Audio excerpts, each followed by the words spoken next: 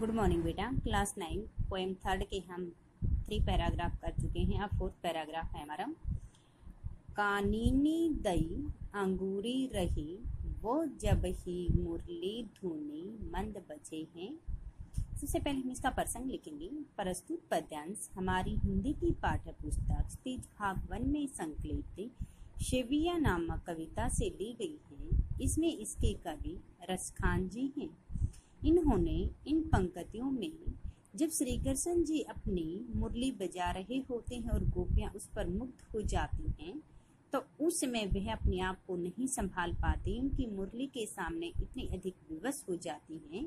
उसके बारे में वर्णन करते हुए कहती हैं कि इसके बाद में व्याख्या इसकी।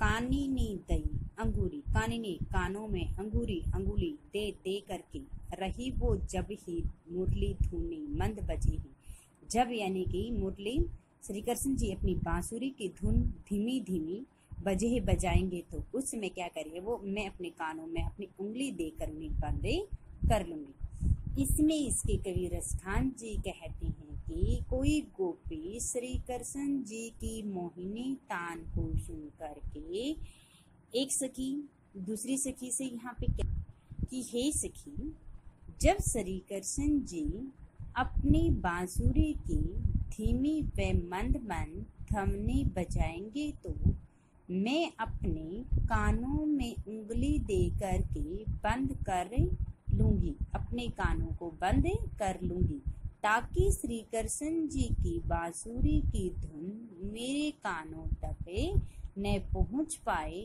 या उसका प्रभाव मुझ तक न पड़े। मोहिनी तानन सुर रसखानी अटा चढ़ी गोदन गेही तोकी।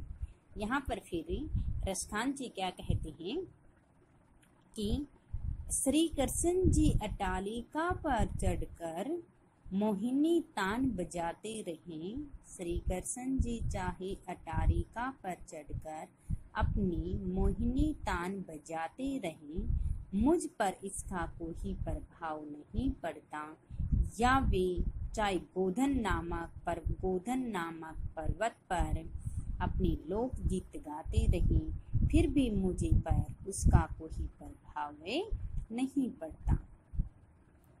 तेरी कहूँ तेरी पुकार कर कहो कहती हूँ, सिगरे सारे ब्रज लोग ब्रज अक्षेत्र के लोगों।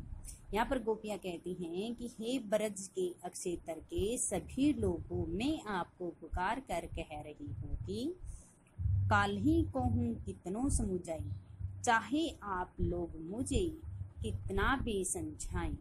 मैं पुकार कर यानी कि ब्रज क्षेत्र के सभी लोगों को क्या कह रही हूँ कि चाहे मुझे कितना भी समझाएं, मैं समझ नहीं पाऊंगी, मैं अपने आप को नहीं संभाल पाऊंगी। माई री माँ मुख मुस्कानी संहारी न जी। फिर यानी कि गोपियाँ कहती हैं, हेरी माँ, अब श्री कृष्ण जी की मुस्कान मुझे नहीं संभाली जाती, मुझसे नहीं संभाली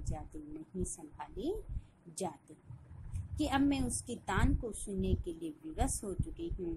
अब मुझसे श्री कृष्ण जी की वो हंसी, वो मधुर तान अब मेरे विवश में नहीं है। यानी कि वे श्री कृष्ण जी की मधुर तान में इतने खो चुकी होती हैं कि उन्होंने श्री कृष्ण जी को ही अपने हृदय में बसा रखा है।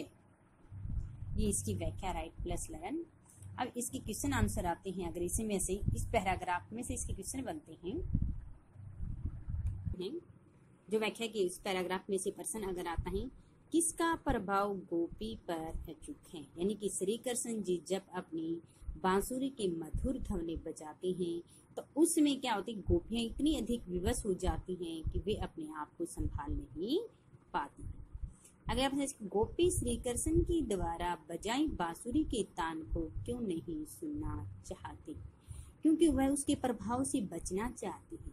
उनकी इतनी अच्छी मधुर ध्वनि है उनकी बांसुरी की, मैं सोचती कि इनकी बांसुरी का जो प्रभाव होता है मुझ पर ना पड़े, इसलिए वह उससे बचना चाहती है। गोपी को किनकी कोई भी परवाह नहीं है, यानी कि गोपी को समाज की कोई भी परवाह नहीं है।